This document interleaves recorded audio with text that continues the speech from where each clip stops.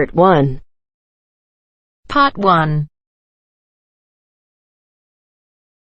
You will hear a telephone conversation about a car insurance claim.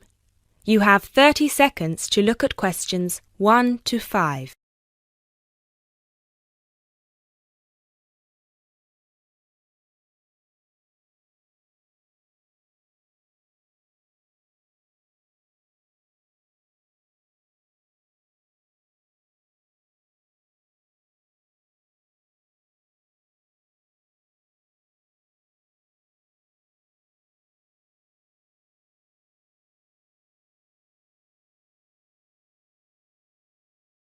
Good afternoon. Watto Insurance. This is Janet speaking. How may I help you? Yes, hello. I would like to make a claim on my car insurance, please.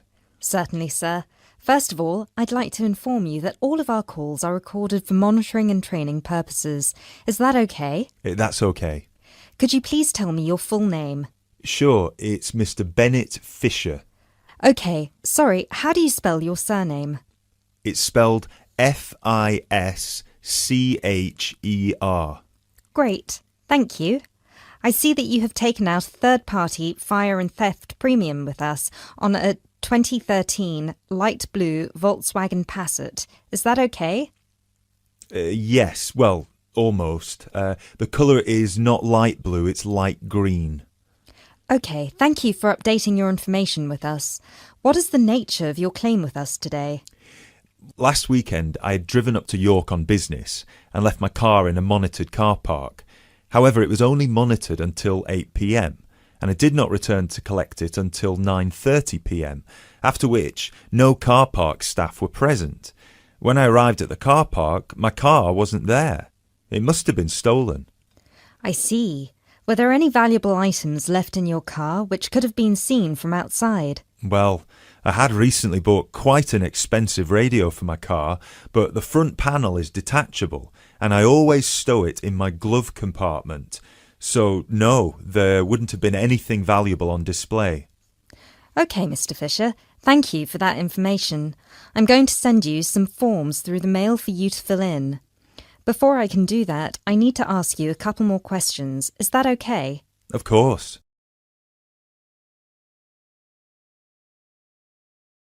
You now have 30 seconds to look at questions 6 to 10.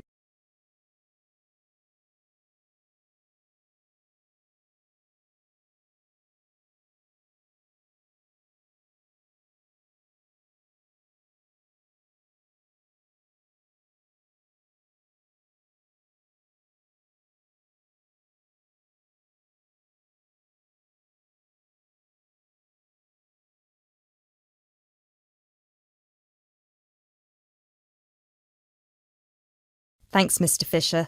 First of all, could you let me know your policy number, please? Of course. I have it right here. It's G34C245. G34C245. Thanks.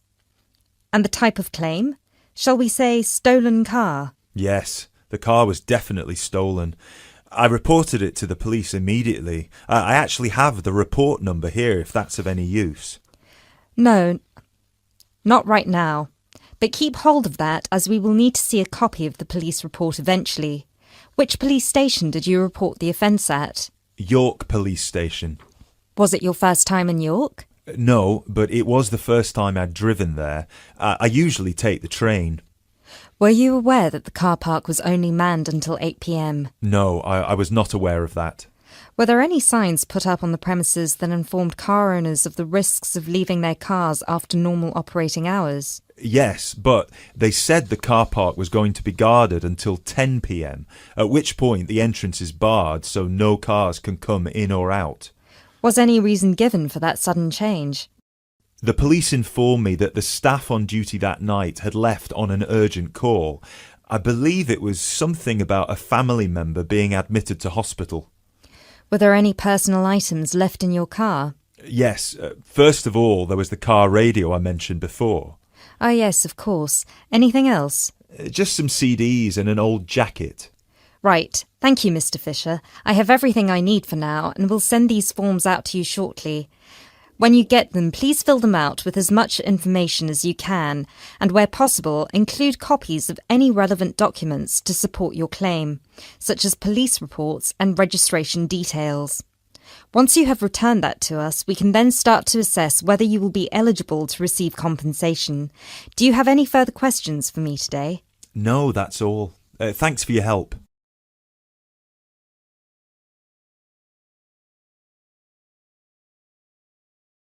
That is the end of part 1. You now have half a minute to check your answers.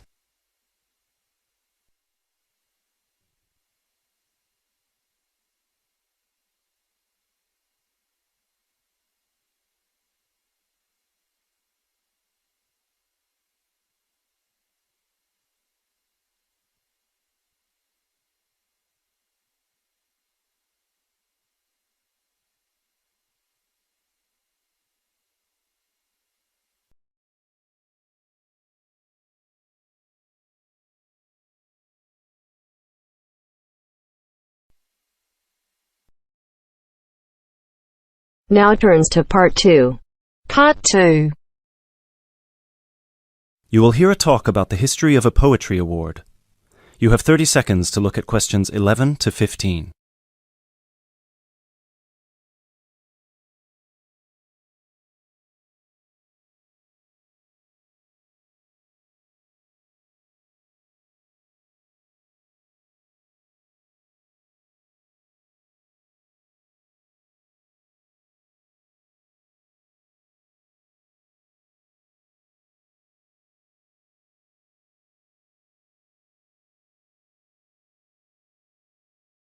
Hello everyone, and welcome to this year's award ceremony for the Antonia Watson Memorial Poetry Award. As with previous years, the competition has been particularly fierce and we received numerous excellent entries, so it's an incredible achievement for our 3 finalists who are sitting here amongst you, and we should congratulate them all. However, as with every competition, there can unfortunately only be one winner, and we will be announcing them shortly. Before we do, though, a few words about the award itself. As most of you know, the Antonia Watson Memorial Poetry Award has been presented annually since 2010 and was presented biannually for 2 more competitions prior, once in 2008 and once in 2006. It is entirely funded by Antonia Watson's very generous parents, who offer £1,500 to the author of the best poem on a topic announced at each previous award ceremony, as well as £500 to the first runner-up and £250 to the second, bringing the total up to £2,250. Now, a few words on Antonia Watson herself, without whom none of us would be standing here today. I briefly knew Antonia while at university, where we were flatmates for a year, and I'm afraid that any speech I give will not be able to do her justice, as she was the kindest, sweetest person I've ever met. Thankfully, this part of my speech was written with the assistance of one of her siblings, Thomas Watson, who was not only her brother, but also her best friend. Antonia was born in Slayford, Lincolnshire, in December 1986. From a very young age, she displayed an inquisitive and creative nature, matched in volume only by the gentle kindness of her spirit. She wrote her first poem, named Love Barks, about the death of her dog at the age of 10. This was also her first poem to be published at her school's newspaper, just 2 months after another of her poems, Be Kind, won the 1996 Triad Children's Writing Competition and was published in the competition's anthology. While her early forays into poetry were crowned with impressive success, Antonia unfortunately ceased to write for a few years following the death of her very dear grandfather, Peter William Watson, in 1999.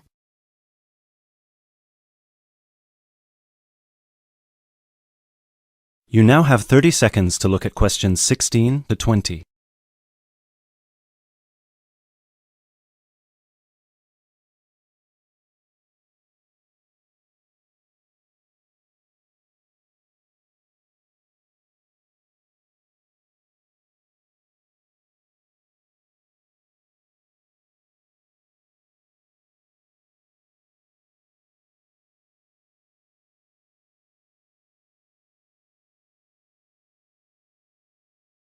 While her early forays into poetry were crowned with impressive success, Antonia unfortunately ceased to write for a few years following the death of her very dear grandfather, Peter William Watson, in 1999. Despite her writer's block, however, her artistic nature didn't lie dormant during the next 4 years. She had an active role in various theatre plays, and she also ventured into painting. A few of the plays are available on the internet, and you can find several of her self-portraits on our website, and you can see for yourself how impressive they are. But poetry, of course, remained her passion even then, which is why in 2003 she resumed writing, and her next poem, The War on Both Sides, was published in her college's journal. At the age of 18, Antonia moved to Sheffield to study English literature at the University of Sheffield. This is where she and I met, spending a whole year in adjacent rooms in a flat in central Sheffield. This is also where I met her good-natured, generous parents, Mr. and Mrs. Watson, who came to visit her regularly and always treated me like a daughter as well. Antonia and I grew very close during that period, and while we ran in different circles, we always found time for each other every week.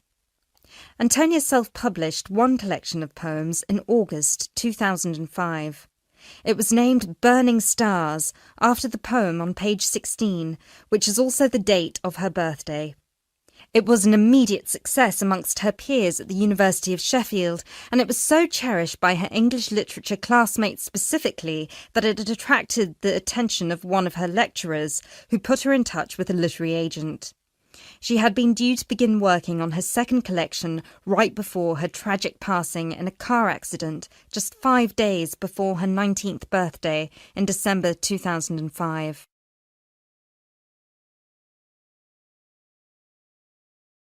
Antonia was always interested in societal shifts and how they affect humanity as well as the environment, and this award was designed to reflect her faith that regardless of what we do, we are all inherently good.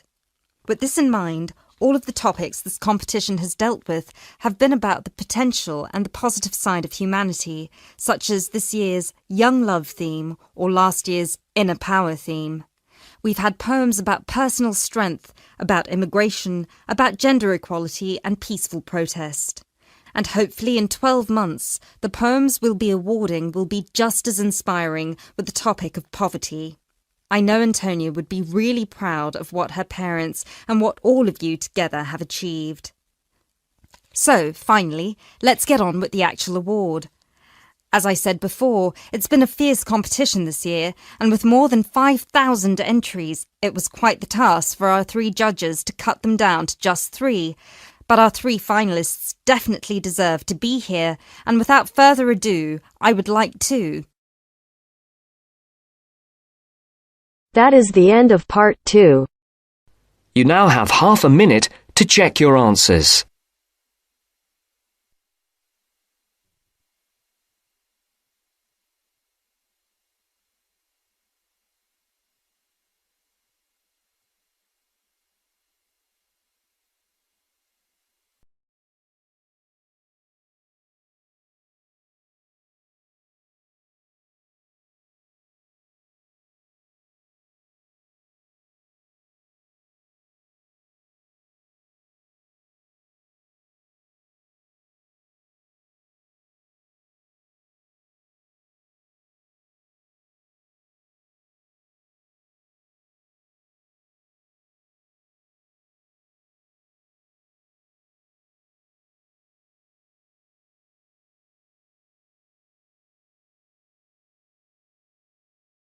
Now turns to part 3.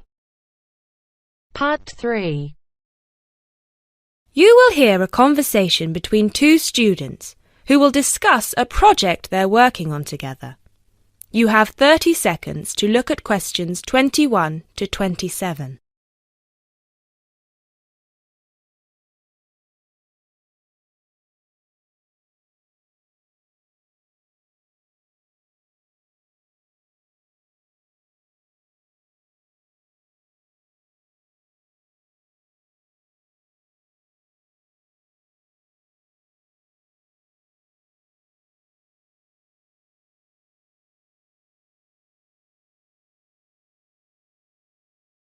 Hey, Jess. Glad you could make it.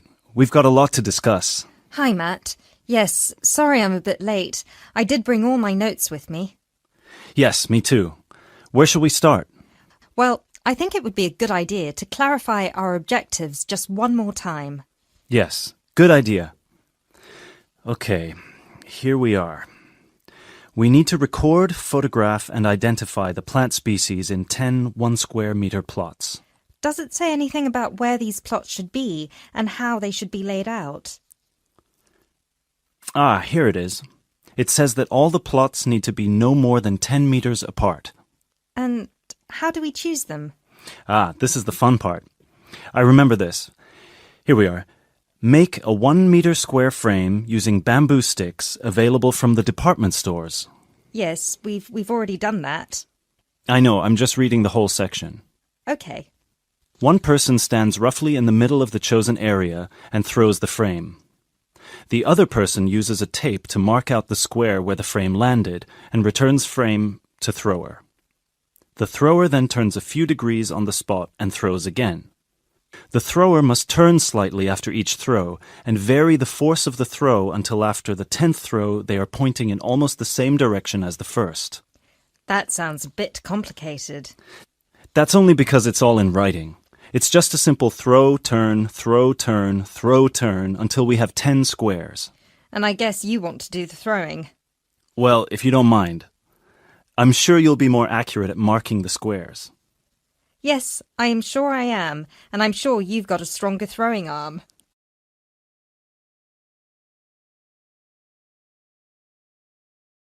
You now have 30 seconds to look at questions 28 to 30.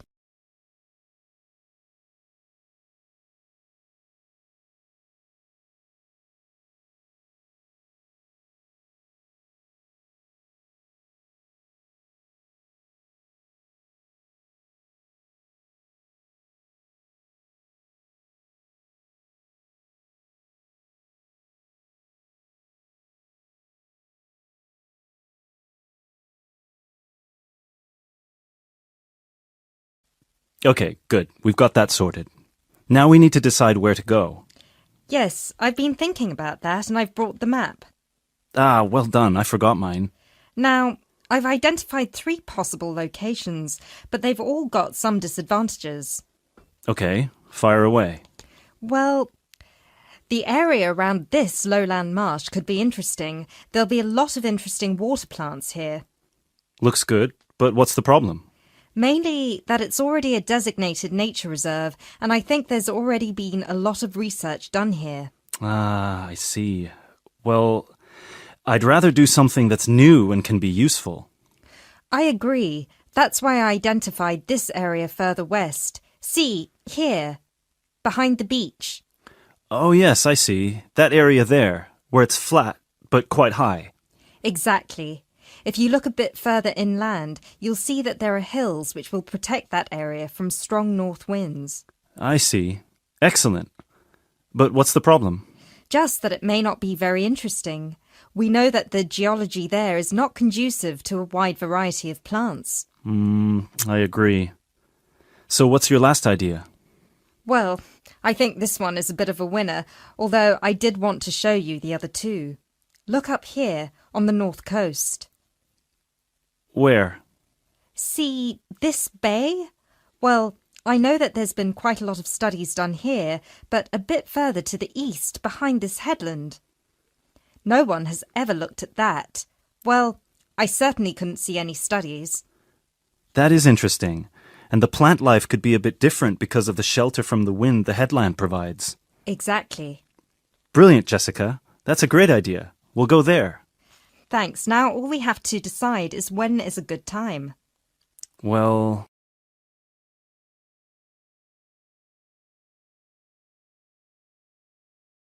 That is the end of part 3.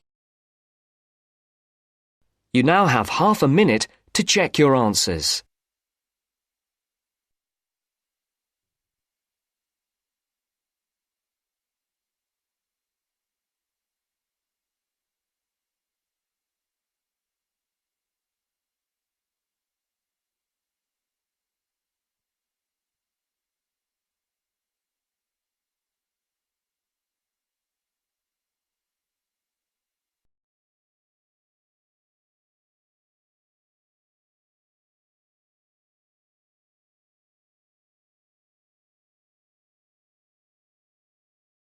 Now turns to Part 4.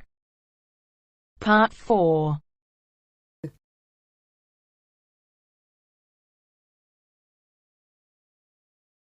You'll hear a talk given by a foreign correspondent. First, you have some time to look at questions 31 to 40.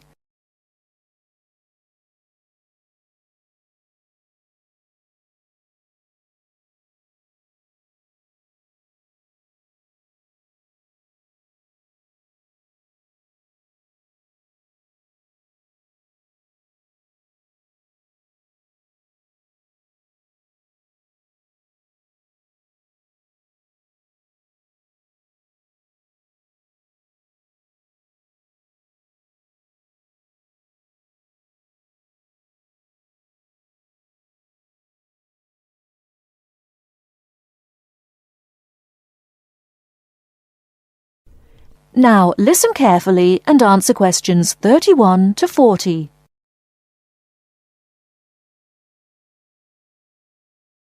Good evening. As I assume most of you are already aware, I have been asked to come here and talk to you, essentially give you a quick overview of the life of a foreign correspondent, along with a few tips on how to become a successful international reporter yourself, should this be a career choice you elect to pursue.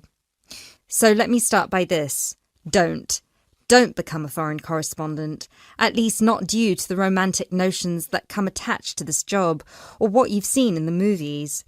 Being a foreign correspondent does not mean exotic adventures. It doesn't mean finding yourself at the heart of the action and putting yourself in danger to inform the world. Let me just tell you this. 80 journalists are killed each year in the line of duty. Many more find themselves in prison or are attacked. You need to think hard. Is this the sort of career I want? Is this the kind of reporting I'm interested in? And only after you've carefully considered all the pros and cons should you decide. But let's focus on those of you who believe that, yes, you've got what it takes to be a foreign correspondent, and this is definitely why you decided to study journalism here. You're all third-year students, which means I don't need to waste my time telling you the basics. Of course, you need to read a lot. Books, novels, newspapers, blogs. And of course, you need to be acceptably proficient in various media skills.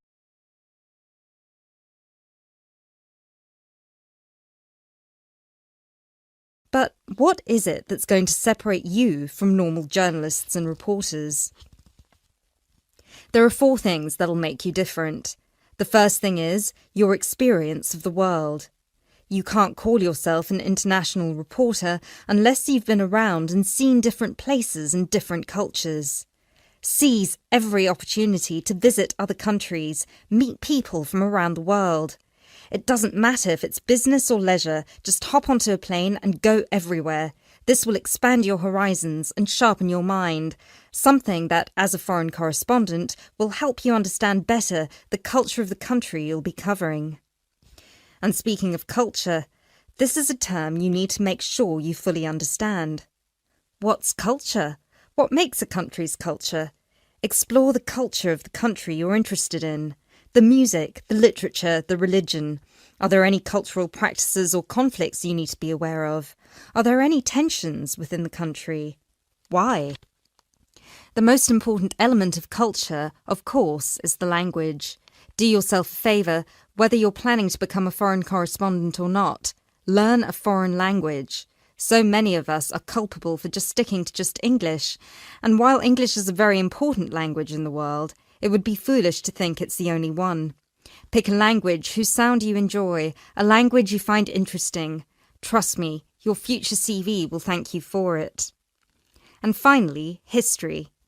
Don't expect to be given a job as a foreign correspondent if you don't know anything about your target country's history. No piece of news is disconnected from the past. The whole world tells a story, and your coverage will suffer if you attempt to arrive in the middle with no reference to or understanding of what came before. The hows and whys always lurk in the past. Seek them. The world of international journalism is changing, like every other industry, due to the internet. The arrival of globalization brought with it a whole new set of rules, and you'll do well to comprehend what they mean for you. Unfortunately, gone are the days when a newspaper would hire you and deploy you to a country. Increasingly, newspapers around the world are beginning to favour freelance journalism, offering opportunities to local reporters with the necessary chutzpah and an understanding of the zeitgeist in their region. What this means for you is that you won't just have to start at the bottom. If you want to sustain yourself as an international reporter, you'll also have to pursue many different avenues at once. You'll need to persevere and push and build contacts everywhere. An old student of mine, a terrible student at university, but an incredibly intelligent woman, she came to find me at a conference that was recently held in Yemen, where I delivered a speech on the future of journalism. She was working for 3 different newspapers as a freelance foreign correspondent, one of them The Times, and she told me that the one piece of advice I gave her that stayed with her and helped her with her career was this: don't be afraid to fail. It will happen over and over again. It's how you deal with it that matters most. So keep this with you, this one piece of advice. Oh, and don't forget, your passports need to be kept current at all times. Thank you very much for listening.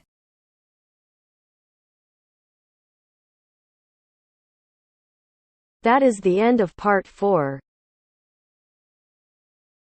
You now have half a minute to check your answers.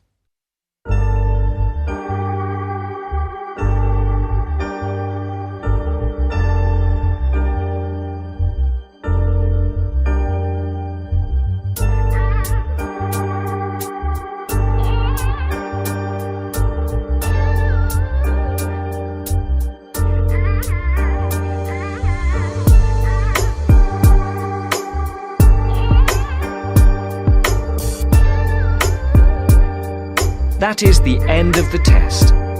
You now have 10 minutes to transfer your answers to your IELTS listening answer sheet.